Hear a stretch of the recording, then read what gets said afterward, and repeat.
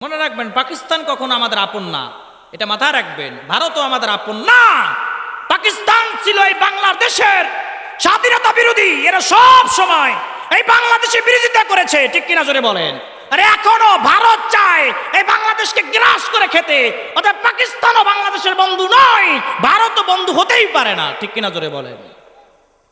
যারা পাকিস্তানের পক্ষে মায়া কান্না কানেন, এগুলো বড় রাজাকার, ঠিক কিনা জোরে বলেন। পাকিস্তানের পক্ষে যারা মায়া কান্দা কান্দে, আবার ভারতের পক্ষে যারা মায়া কান্দা কান্দে, এরা বড় রাষ্ট্রদ্রোহী, ঠিক কিনা জোরে বলে। এরা দেশের বন্ধু নয়। দেখেন না ভারত কি করে, দেখেন ভারত কি করে। বৃষ্টির সময় ওই কি বাস জানো, সিস্তার বাস ছাইরা দেয়, সব বাংলাদেশের অর্ধেক ডুবাইয়া দেয়, ঠিক কিনা জোরে বলেন। তাহলে ভারত বন্ধু হইল কেমনে?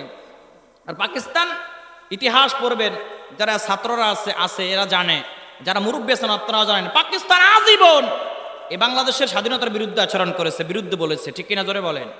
পাকিস্তান বন্ধু হতে পারে না, এটা মাথায় রাখবেন। আজকে অনেকে মনে করে মায়া কান্দা কান্দে, পাকিস্তান আই লাভ ইউ ফাঁসা দিয়ে ফাঁসার উপরে ফিডাইয়া দিব একবারে সময় হইলে, ঠিক কিনা জোরে বলেন। এগুলো আমি কইলে আবার খারাপ, এগুলো তাও না বইলা পারি না। এই যে দেখেন আপনি গাজার এই যে মুসলমানদের উপরে, ফিলিস্তিনি মুসলমানদের উপরে কিভাবে অ্যাগ্রেশন চালানো হচ্ছে। 300-400 ফিলিস্তিনি মা বোন সহ, ছোট ছোট বাচ্চা সহ ফিলিস্তিনিদেরকে, গাজাবাসীদেরকে হত্যা করেছে, শহীদ করে দিয়েছে এই ইসরায়েলি বাহিনী। গতকালের খবর, ঠিক কিনা জোরে বলেন। মনে রাখবেন, আজ মুসলিম বিশ্ব তাকিয়ে আছে, এই যে আরব আমিরাত তাকিয়ে আছে, মুসলিম কান্ট্রিগুলো ইহুদিদের দালাল যেদিন থেকে হয়ে গেছে, ওই দিন থেকে মুসলমানদের উপরে এই খ্রিস্টানের বাচ্চারা, ইহুদির বাচ্চারা, ইসরায়েলিরা এরা নির্যাতন অত্যাচার শুরু করেছে, ঠিক কিনা জোরে বলেন। দেখেন কোন বিবৃতি সৌদি আরব দেয় নাই। মুসলিম কান্ট্রিগুলো গাজাবাসীদের পক্ষে, ফিলিস্তিনিদের পক্ষে এক সহজে স্ট্যাটাস, একটা বিবৃতি এখনো দেয় না। কারণ এই সৌদি সরকার হলো বড় দালাল ইহুদির, ঠিক কিনা জোরে বলেন।